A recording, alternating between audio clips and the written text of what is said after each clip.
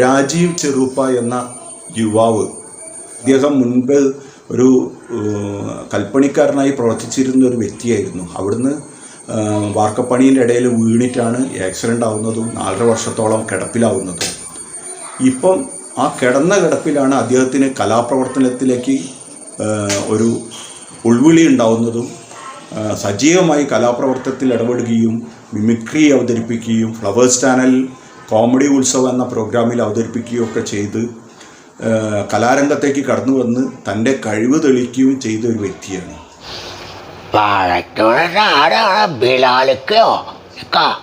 ഒരുപാട് വിഷമമുണ്ട് അല്ലക്ക. ടീച്ചർ അതിന് ചോറ് വാങ്ങി തിന്നാത്ത ആരാണ് അല്ലാത്ത. നമ്മുടെ പിള്ളേരൊക്കെ പറഞ്ഞ പള്ളിയുടെ അടുത്ത് വാഷാപ്പെടുന്ന സേവിയില്ലക്ക, ആര് മുന്നോ സേവിയ. അവനല്ല, അവനിപ്പോൾ റിട്ടയറാ. അവന് അനിയനുണ്ട്, ഒരാറാം പറപ്പ്. അവനും പിള്ളേർ കാണുന്നതിന് ഇവിടെ ഒരു പണി നടക്കുന്നില്ല. അവനെ പൊക്കാന്ന് പറഞ്ഞാൽ ഈ ചടങ്ങാ. അവനാ അന്താരക്കോണിയിലാണ്. നാളെയാണോ നാളെക്കാലത്ത് മൊത്തം പഠിക്കാൻ നറുക്കെടുക്കുന്ന കേരള സംസ്ഥാന സർക്കാരിൻ്റെ സൗഭാഗ്യ ഭാഗ്യക്കുറി ഇതെടുക്കും. നാളെയാണ് 10 ലക്ഷം രൂപയും മാരുതി കാറും വരയ്ക്കും നിർത്തി ചെറുതുപോലതുമായി സമ്മാനങ്ങളെ മാറ്റി വാടി വിളിക്കുന്നു. സൗഭാഗ്യങ്ങളെ മാറ്റി വാടി വിളിക്കുമ്പോൾ പഠിച്ചിട്ടുകൾ ചെന്നിട്ടുകൾ പോലും എങ്ങനെ എടുക്കും. നാളെ വാങ്ങിച്ചാൽ നിങ്ങൾക്ക് വാങ്ങാം. കടന്നു വരും ടിക്കറ്റ് 10 രൂപ മാത്രം. ടിക്കറ്റുകൾ പരിമിതികളിൽ മാത്രം. സൗഭാഗ്യങ്ങളെ മാറ്റി വാടി വിളിക്കുന്നു.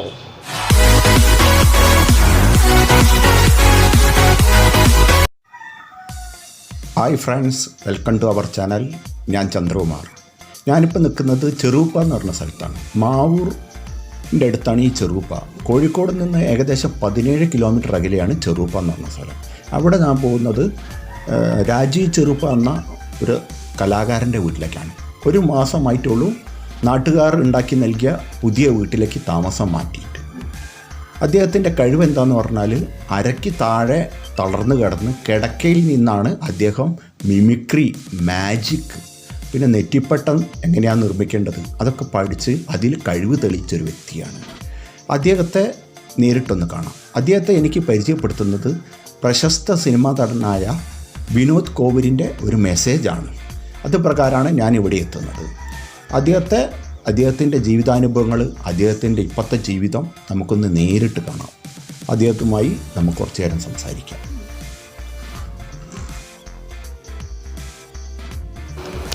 ആക്സിഡൻറ്റിന് മുമ്പേ കൽപ്പണിയായിരുന്നു എനിക്ക് പണി. അപ്പോൾ ഈ 4 വർഷങ്ങൾക്ക് മുമ്പ് കെട്ടിടത്തിൻ്റെ പണിയെടുക്കുന്നതിനിടയ്ക്ക് മുകളിൽ നിന്ന് താഴേക്ക് വീഴുകയായിരുന്നു ഈ ആക്സിഡൻറ്റ് പറ്റിയത്. അങ്ങനെ അരയ്ക്ക് താഴേക്ക് ചലനശേഷി നഷ്ടപ്പെട്ട ഒരാളാണ്.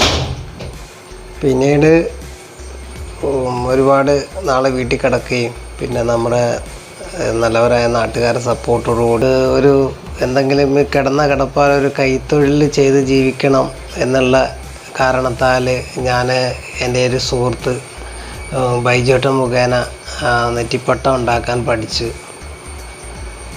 അത് കൂടുതൽ നേരം എനിക്കിരുന്ന് ചെയ്യാൻ പറ്റാത്ത കുറേ വിഷയങ്ങളുണ്ട്. കാരണം കുറച്ച് നേരം ഇരിക്കുന്ന സമയത്ത് ഈ ആക്സിഡൻ്റ് ഭാഗമായിട്ട് വല്ലാതെ വേദന അനുഭവപ്പെടുകയും കാലിന് നീര് വരികയൊക്കെ ചെയ്ത് അങ്ങനെയുള്ള കുറച്ച് പ്രശ്നങ്ങളുണ്ടായിരുന്നു. അതിലും എന്നെ നമ്മുടെ വിനോദേട്ടൻ ഇടയ്ക്ക് നമ്മളെ കോഴിക്കോടുള്ള സമയത്തൊക്കെ കാണാൻ വരികയും ഒരുപാട് മോട്ടിവേഷൻ തരികയും ധൈര്യമായിട്ട് മുന്നോട്ട് പോയിക്കോ, നമ്മളെല്ലാവരും കൂടെ ഉണ്ട്. അദ്ദേഹത്തെ പോലുള്ള ഒരാൾ നമ്മുടെ അടുത്ത് പറയുന്ന സമയത്ത് നമുക്ക് പിന്നെ മുന്നോട്ട് പോകാനുള്ള ആ ഒരു ഊർജ്ജമാണ് ആ തരുന്നത്. അങ്ങനെയാണ് ഞാൻ ഈ വീൽ ചെയറിൽ ആയത്. കാരണം ഇവിടുന്ന് മെഡിക്കൽ കോളേജിൽ പോയി കഴിഞ്ഞിട്ട് പിന്നീട് ഒരു ട്രീറ്റ്മെൻറ്റ് ഇല്ല എന്ന് പറയുന്ന ഒരു സമയത്താണ് നമ്മുടെ ഈ ചെറുപ്പയിലുള്ള നല്ല മനസ്സിൻ്റെ ഉടമകളായ എല്ലാവരും കൂടി ചേർന്ന് ഒരു കമ്മിറ്റി രൂപീകരിച്ചാണ് അത്രയും വലിയൊരു തുക അവർ കണ്ടെത്തി എന്നെ ഈ രീതിയിൽ എത്തിച്ചത്. ആ ഒരു നന്ദിയും കടപ്പാടും എനിക്ക് ഇന്ന് അവരോടുണ്ട്. ഞാനൊരു മലേൻ്റെ മുകളിലാണ് താമസം. അപ്പോൾ അവിടുന്ന് തീരെ വാഹന സൗകര്യം ഇല്ലാത്ത ഒരു സ്ഥലത്താണ്.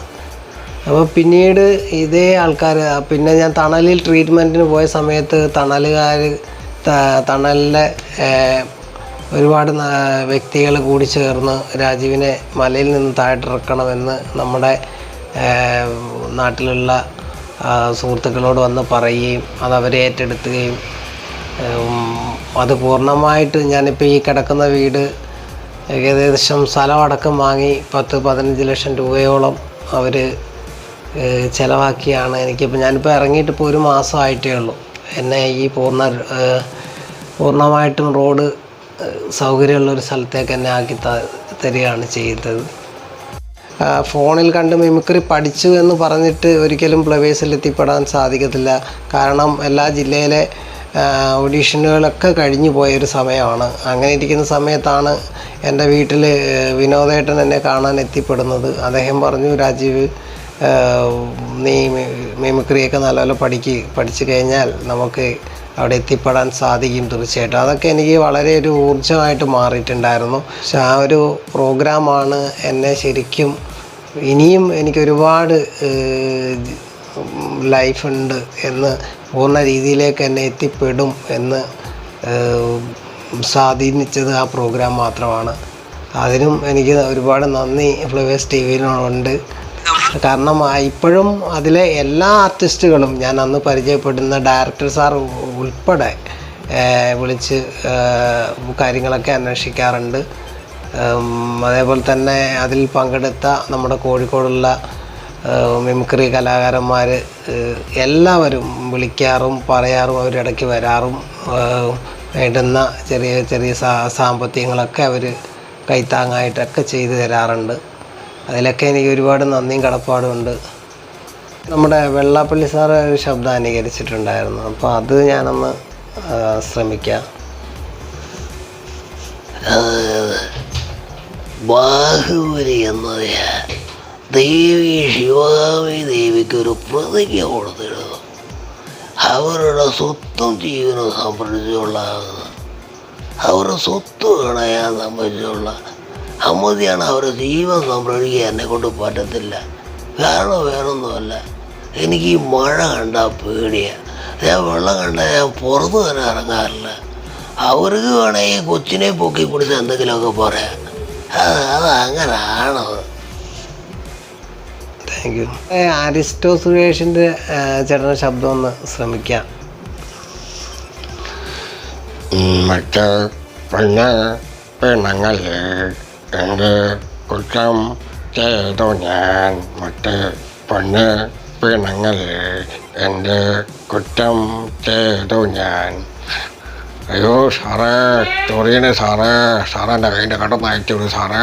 അയ്യോ സാറേ, ഇനി ആ പുള്ളിയിറങ്ങുമ്പോൾ മിനിമം 2 ഷഡ്യങ്ങളും ഉണ്ട് സാറേ. അയ്യോ സാറേ, ഒന്ന് മാന്തിക്കൊണ്ട് സാറേ. തട്ടിമുട്ടി എന്ന് പറയുന്ന സീരിയലിലെ അർജുനൻ ചേട്ടനായിട്ട് അഭിനയിക്കുന്ന അദ്ദേഹത്തിൻ്റെ ശബ്ദം ഒന്ന് ഞാൻ അനുകരിക്കാൻ ശ്രമിക്കുകയാണ്. മോഹനലി, ഞാൻ ടൗണിൽ പോകാൻ വേണ്ടി ബസ്സിൽ കയറിയായിരുന്നേ. അതിൽ 3 സീറ്റിലായിരിക്കുന്നത്. അതിലൊരുത്തൻ കയറി വന്നിരുന്നു. അപ്പോൾ ഞാൻ അവനോട് പറഞ്ഞു എനിക്ക് കൊറോണയാണെന്ന്. പിന്നൊന്നും നോക്കില്ല, ബസ്സടക്കം ക്വാറൻറ്റൈനിലാണ്. ഏത് കമ്മട്ടിപ്പാടത്തിലെ മണികണ്ഠൻ ആചാരി അദ്ദേഹത്തിൻ്റെ ശബ്ദം ഒന്ന് അനുകരിക്കാൻ ശ്രമിക്കുകയാണ്. ദേവേരുന്ന ഇടിയും കൊണ്ട് ഊളച്ചമ്പിണാറികൾ മനുഷ്യരെ നാണം കെടുത്താനായിട്ട് കരാട്ട കോപ്പ് ആരണവന്മാർ നാണം കെടുത്താനായിട്ട് നിനക്കിടിക്കണന്ന് ഇടിച്ചു പൊളിക്കണ പന്നീനെ. Thank you. ജാഫ്രിഡിക്കാൻ്റെ ശബ്ദം ഒന്ന് ശ്രമിക്കുകയാണ്. ഞാൻ കിടക്കുന്നതുകൊണ്ട് കുറച്ച് ബുദ്ധിമുട്ടുണ്ട്, അതെല്ലാവരും ശ്രമിക്കുക. അദ്ദേഹം മകേഷിൻ്റെ പ്രതികാരം എന്ന് പറയുന്ന ആ സിനിമയിലെ ഒരു ഡയലോഗ്. മോളെ, നമ്മുടെ കൊരിയയ്ക്ക് മൂപ്പര് കല്യാണം പറയാറുന്നേ. അവർ തൊടുപുഴക്കാരെന്നാ പറഞ്ഞ. ചെറുക്കൻ കാനഡ നഴ്സാ. അവർ മോളെ വീട്ടിൽ വന്ന് കാണട്ടെന്ന് ചോദിച്ചു. ചാച്ചൻ പറഞ്ഞ് മോളോട് ചോദിക്കട്ടെ, എന്നേച്ചും പറയാമെന്ന് പറഞ്ഞു. നല്ല കുടുംബമെന്നാ പറഞ്ഞേ. അവൾ നല്ലവരെന്ന് ആലോചിക്ക്. ഇവിടെ കുമ്പളപ്പക്കത്തൊന്ന് നടന്നാൽ മതിയോ? ലോകമൊക്കെ ഇറങ്ങി സന്തോഷത്തോടെ ജീവിക്കണ്ടേ? മോളൊന്ന് ആലോചിക്ക് കേട്ടോ മോളെ. Thank you. ഇനി എൻ്റെ ഏക ജീവിതമാർഗം ഇതൊക്കെ ഇങ്ങനെയുള്ള എന്നെക്കൊണ്ട് ഈ 2 കൈ മാത്രമേ ഉള്ളൂ. അതുകൊണ്ട് ചെയ്യുന്ന കാര്യങ്ങൾ ഞാൻ ചെയ്ത് ജീവിക്കണമെന്ന് ഒരുപാട് ആഗ്രഹമുണ്ട്. അതിന് ഈ കാണുന്ന എന്നെ എല്ലാ ജനങ്ങളോടും എനിക്ക് പറയാനുള്ളത്, നിങ്ങളുടെ സപ്പോർട്ട് പൂർണ്ണമായിട്ടും എനിക്ക് വേണം. എന്നെക്കൊണ്ട് ഈ കിടത്തയിൽ എന്നെക്കൊണ്ട് കഴിയുന്ന ഒരു ജോലി ചെയ്താണ് ഞാൻ ജീവിക്കാൻ ആഗ്രഹിക്കുന്നത്. അതിൻ്റെ കൂടെ ട്രീറ്റ്മെൻറ്റും എനിക്ക് കൊണ്ടുപോകേണ്ട ആവശ്യമുണ്ട്. പൂർണ്ണമായിട്ടും എല്ലാ ജനങ്ങളുടെയും സപ്പോർട്ട് എനിക്ക് വേണം. നിങ്ങളുടെ ഒരു അനിയനെ പോലെ എന്നെ മാറ്റി നിർത്താതെ കൂടെ ചേർക്കുമെന്നുള്ള വിശ്വാസത്തോടെ ഞാൻ നിങ്ങൾക്കെല്ലാവർക്കും വേണ്ടി പ്രാർത്ഥിക്കുന്നു. എൻ്റെ വേദനകൾ ഷെയർ ചെയ്യാൻ എനിക്ക് ഒരവസരം തന്ന ചന്ദ്രകുമാർ സാറിനോട് ഒരുപാട് നന്ദി ഞാൻ അറിയിക്കുന്നു. തീർച്ചയായിട്ടും ഇത് കാണുന്ന എല്ലാവരും എനിക്ക് സപ്പോർട്ട് ഉണ്ടാവണം എന്ന് ഞാൻ ആത്മാർത്ഥമായിട്ട് പ്രാർത്ഥിക്കുന്നു.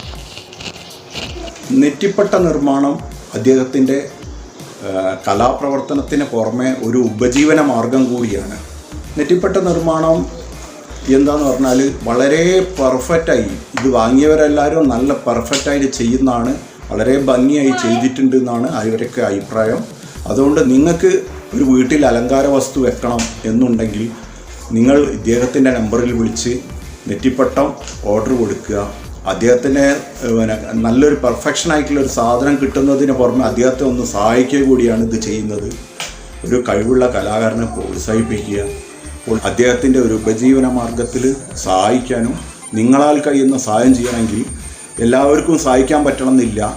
സഹായിക്കാൻ പറ്റുന്നവർ ഈ അലങ്കാര വസ്തുവായ നെറ്റിപ്പട്ടം വാങ്ങുക, ഗിഫ്റ്റ് കൊടുക്കേണ്ടവർക്ക് ഇദ്ദേഹത്തിൻ്റെ നെറ്റിപ്പട്ടം വാങ്ങാം. അല്ലാത്തവർക്ക് നിങ്ങൾക്ക് ചെയ്യാൻ പറ്റുന്ന സഹായം എന്ന് പറഞ്ഞാൽ ഈ വീഡിയോ പലരിലേക്കും ഷെയർ ചെയ്യാം. ഷെയർ ചെയ്താൽ പലരിലേക്ക് എത്തുമ്പോൾ മാത്രമേ ഇദ്ദേഹത്തിന് പലരിൽ നിന്നുള്ള സഹായം എത്തും. ഈ വീഡിയോ നിങ്ങൾക്ക് ഇഷ്ടപ്പെട്ടെന്ന് വിശ്വസിക്കുന്നു. ഇഷ്ടപ്പെട്ടാൽ ലൈക്കും ഷെയറും ചെയ്യാൻ മറക്കരുത്. സബ്സ്ക്രൈബ് ചെയ്യാത്തവരുണ്ടെങ്കിൽ സബ്സ്ക്രൈബ് ചെയ്യണം. പിന്നെ രാജീവ് ചെറുപ്പ എന്ന യുവാവിനെ പറ്റി നിങ്ങൾ മറക്കരുത്. അദ്ദേഹത്തിനെ സഹായിക്കാൻ പറ്റുന്ന ഏതൊരവസരവും പാഴാക്കി കളയരുത്. നിങ്ങൾക്കോ സംഘടനയ്ക്കോ എല്ലാവർക്കും എന്തെങ്കിലും സഹായിക്കാൻ പറ്റുന്നുണ്ടെങ്കിൽ അത് ചെയ്യാം. അതുകൊണ്ട് പുതിയ വീഡിയോയുമായി പുതിയ വിഷയവുമായി വീണ്ടും കാണാം. നന്ദി, നമസ്കാരം, താങ്ക് യു.